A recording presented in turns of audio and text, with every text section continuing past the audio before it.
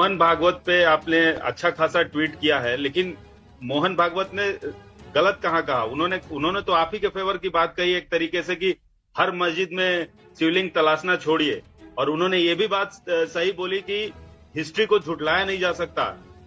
तो इस पे आपको क्या कहना है सर? पहले ये बात सुनिए, वो बार बार ये कहते हैं कि मुसलमानों के पूर्वज हिंदू थे, तो क्या मैं कह दूं कि मोहन भागवत के पूर्वज भी बुद्धिस्ट थे, उनको जबरदस्ती हिंदू बनाया गया? क्या बात है ये? इस्लाम भारत में आया तो कोई आक्रमण करने वालों से नहीं आया। इस्लाम आया देश में तो ट्रेडर से आया, इस्लामिक स्कॉलर से आया, सूफियों से आया। अब रहा सवाल इनकी ये बात का कि जो उन्होंने भाषण दिया था, ये बताइए कि क्या विश्व हिंदू परिषद 64 में बनी, उससे पहले राम मंदिर का मुद्दा था? क्या बीजेपी के लिए मुद्दा बना 89 में? आपने बात करते हैं कि आप बात करते हैं कि कोर्ट को आपने ही कहा था ना 6 दिसंबर को आप हाथ नहीं लगाएंगे। आपने सुप्रीम कोर्ट को झूठ बोला, आपने मस्जिद को शहीद कर दिया। और चौथी बात, ये जो पिटिशनर्स गए हैं, क्या इनका संघ से ताल्लुक नहीं है? क्या केसेस विड्रॉ कर लेंगे? आप बताइए कि मथुरा में 50 साल पहले मुसलमान हिंदुओं ने बैठकर एग्रीमेंट किया, कोर्ट में एग्रीमेंट को दाखिल कर दिया, मुसलमानों ने जमीन दी, वहां पर आलीशान मंदिर बनी कृष्ण जन्मस्थान की, और आज आप उस पर केस डालते हैं।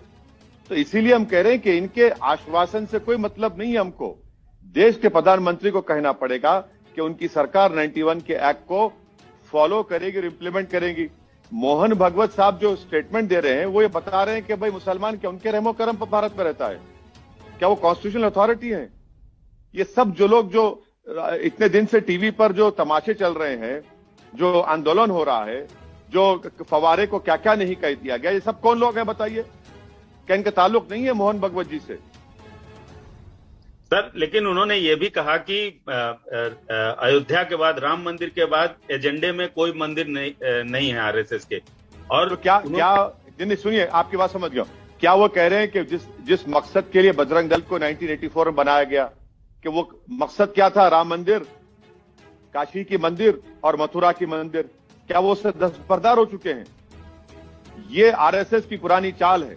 आपको मैं कहूंगा कि आप गोपाल गोडसे का स्टेटमेंट पढ़िए, जो आपको दस्तयाब मिल जाएगा। वो कह रहा है कि हाँ, आरएसएस बदनामगी की वजह से नाथूराम गोडसे को कह दिया कि वो गोडसे परिवार आरएसएस का नहीं है। ये तो पुरानी चाल है इनकी।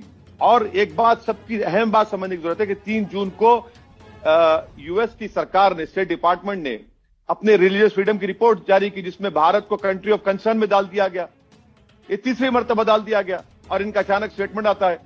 अगर प्राइम मिनिस्टर, प्रधानमंत्री कह देंगे कि 91 का एक्ट उसकी सरकार फॉलो करेगी, सब मसला खत्म हो जाएगा। वरना खामखा यूएस हम पर दबाव डाल रहा है। सर, जम्मू कश्मीर पे बात कर लेते हैं। जम्मू कश्मीर पे जिस तरह से दूसरे जगहों से आए हुए लोगों को टारगेट करके मारा जा रहा है, और वो खास तौर से नॉन मुस्लिम्स हैं, और आज एक बड़ी मीटिंग भी हुई, उच्च स्तरीय बैठक हुई दिल्ली में। इस समस्या का समाधान आप कैसे देखते हैं? देखिए, ये सरकार जो है पिक्चर्स के प्रमोशन में लगी हुई है। दूसरी बात, ये कश्मीरी पंडित को एक इलेक्टोरल इशू की तरह देखती है, इंसानों की तरह नहीं देखती है। और कश्मीर में, वैली में आपने जो पॉलिटिशियंस हैं उनसे तो आउटपुट छीन लिया, उनका लीवर ही छीन लिया आपने। जो गलती हमने 87 का इलेक्शन रिग था, 89 में आप देखते हैं कि कश्मीरियों पंडित के ऊपर तमाम जुल्म हुआ, और वही गलती हम ये डिलिमिटेशन कमीशन बनाकर इसको जरीमैंडरिंग कर रहे हैं। तो यकीनन इस तमाम हालात की जिम्मेदार नरेंद्र मोदी की सरकार है। आप रात में कश्मीरी इलाकों को बंद कर देते हैं। तीसरा, ये कश्मीरी पंडितों का पलायन हो रहा है। कौन जिम्मेदार है इसका? क्या कर रही है सरकार बताइए आप? कैसे कोई जाकर गोली मारता है किसी को? कैसे कोई जाकर स्कूल की टीचर को मारता है? आपने तो कह दिया था, कितने मरतबा कहा कि डिमोनेटाइजेशन, कश्मीर टेररिज्म खत्म, 370 निकाला, टेररिज्म खत्म। अरे भाई, फिर कहां खत्म हो रहा सब ये? तो इसलिए ये इनकी नाकामी का खुला सबूत है बीजेपी की सरकार का। सर, वहां पे जो मुस्लिम कम्युनिटी के लोग हैं, उनको अब इस ब्रदरहुड को कायम रखने के लिए काम करना चाहिए, नहीं करना चाहिए? सिर्फ सरकार, आप देखिए, आप गलत कह रहे हैं। क्या मुसलमान नहीं मर रहे वहां पर? जो पड़ोसी मुल्क पाकिस्तान से टेररिस्ट आ रहे, क्या मुसलमानों को नहीं मार रहे? कि जो मुसलमान पुलिस वालों की हत्याएं नहीं हो रही हैं? क्या वो नजारे नहीं देखते कि बूढ़ा बाप अपने बेटे के जनाजे पर सर रखकर रो रहा है? तो टेररिज्म सबके लिए खतरा है।